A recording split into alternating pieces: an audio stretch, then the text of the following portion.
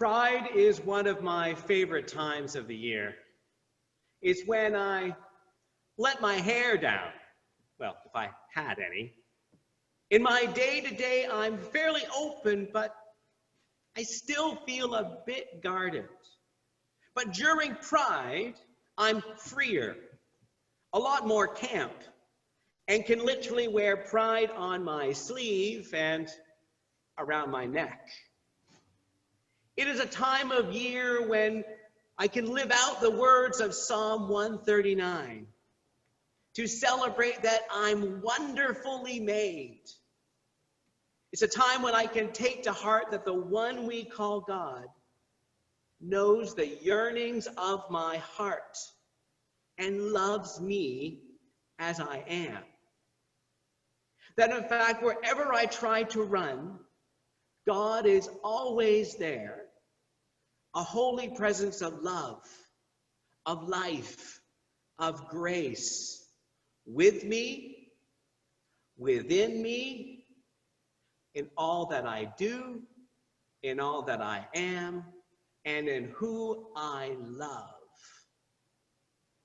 That is pride for me. And yet, while I say that with confidence now, that wasn't always the case. I grew up being told how everything I felt was wrong. And for a long time, I wore that on my sleeve rather than what I just shared. And I wore that on my sleeve even though I was out and somewhat proud. Why? Because I came out in the 1980s, right in the middle of the AIDS crisis. And AIDS was dubbed by media as the gay plague, and by preachers as God's wrath.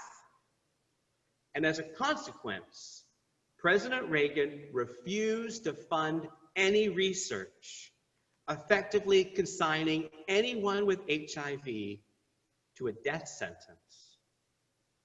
Knowing you are considered expendable, well, that can make you a bit punchy, or at least it did for me. And it ended up making me much more conscious of my sexuality in relation to all the other parts of my life. And that gave me, well, some blinders. Case in point, when I read Audre Lorde's Litany for Survival, I felt her words in my heart, especially regarding finding love in doorways, coming and going in the hours before dawns. I recognized the secrecy. But she also wrote of learning fear in her mother's milk. And though I resonate with the fear of a love that will vanish or perhaps never return, even resonating somewhat with the sentiment that we were never meant to survive, well, I know those words aren't meant for me. Because Audre Lorde, though she was a lesbian, more fundamentally, she was Black. But I did what so many white people do. I made it all about me. And as difficult as it is to admit, that is what the protests regarding the death of George Floyd are really all about. The impact of the constant centering of white lives, white privilege, white feelings. And it needs to stop if we're ever going to have a just and truly equitable world. Now, this is something that to us LGBTQ+ people, well, we should feel in our bones. After all, this is the 50th anniversary of the first Pride March, Christopher Street Gay Liberation Day. And that was a commemoration of the Stonewall Uprising. That was the year before. 6 nights of protest that have much in common with what's going on right now. And no matter what some people may say, that everybody was upset by the death of Judy Garland. That wasn't the issue. The issue was the ongoing reality of police harassment and brutality. It was illegal at that time to even meet with other gay men or lesbians, let alone be intimate with your own sex. It was even against the law to dress unnaturally.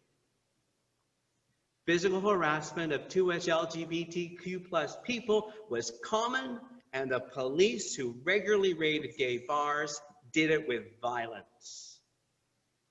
On June 28, 1969, well, enough was enough, and people rose up. Now, I hope you noted when I started this little piece of history that I said should, in terms of 2S LGBTQ+ people standing in solidarity with Black and other racialized people in this critical time. You see, those of us who are white, gay, and especially if we add onto that list male, we can forget that it wasn't the white, mostly straight acting patrons who first fought back. In fact, the catalyst for the riot was likely the repeated evasion from custody of Stormy DeLavery, a biracial butch lesbian bouncer. And most eyewitnesses put Martha Johnson, a Black drag queen, at the center of the fracas. Now, Martha denied being there at the beginning of the riot on the first night, but her dropping a bag of bricks from a lampstand into the windshield of a police cruiser on the second night, well, that galvanized the crowd. It was mostly drag queens and butch lesbians, transgender and non-binary patrons, hustlers and street kids, many of whom were people of color. They were the ones who sparked the movement for sexual minority and gender identity rights in North America and around the world. That part of the story is critical, and that part of the story is way too easily forgotten. And we can't, because erasing Black and other racialized people from history, including queer history, is one of the ways that systemic racism is perpetuated. And so as a person of faith, that truth makes 1 John chapter 4 incredibly important. How can I claim to love God if I don't love my siblings? And I don't, not really, if I stay silent regarding a system that bullies and kills them. Which brings me back to my point about being overly focused on my sexuality. Yes, I'm gay. But I need to acknowledge that as a white, male, cisgender, university-educated, able-bodied, middle-aged, neurotypical, English-speaking, non-Jewish leader in a culturally dominant religious institution, I carry bucket loads of power and privilege, which means I need to be accountable for all the ways I benefit from a racist system and do whatever I can to dismantle it. If I love my siblings, I must do as much. Ultimately, friends, that's what pride is about. Truly loving ourselves and loving our siblings. And if we love them, well, we'll do two things. First, each one of us has some aspect of our lives, it may just be one, it may be lots of them, where we experience some kind of marginalization. And that enables each of us, even if just a little bit, to draw on empathy and stand with anyone whoever is bearing the brunt of injustice.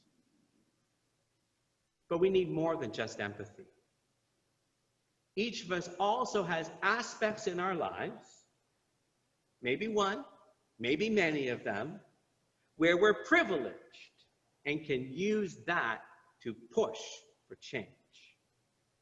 Now, for some, that part's really scary.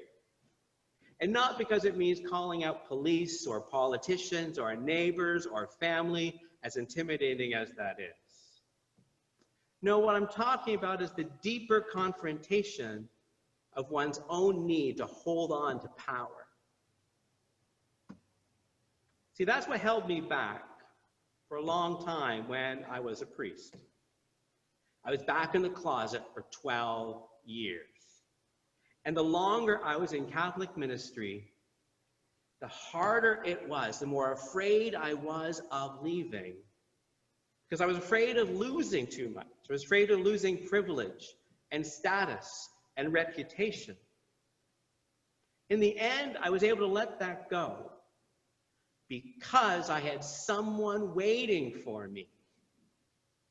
And that's true right now for all of us.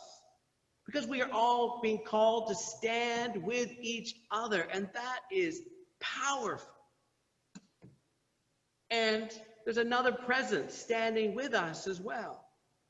The same God who loves me as I am is in each and every one of us and connecting all of us together. As John writes, perfect love casts out fear. The one who loves us casts out fear. As I said, Pride is one of my favorite times of the year. And though this year, well, we can't celebrate it like we usually do, I still relish it. And I wonder if this year maybe Pride is even better. Because the lockdown has pushed many into a more reflective mode. It's made us more open-hearted, so that as pain and anger erupted at the death of George Floyd, it was not just felt across racial lines, it motivated so many to act. And this feels incredibly apt on the 50th anniversary of the first Gay Pride March. We're being brought back to its roots. A struggle for liberation for all people, not just straight white men, but every race, gender, orientation, identity, and culture, every age, ability, creed, status, and circumstance, every one of us standing side by side with empathy, respect, and love, ready to change the world. May it be so on this Pride and always. Amen.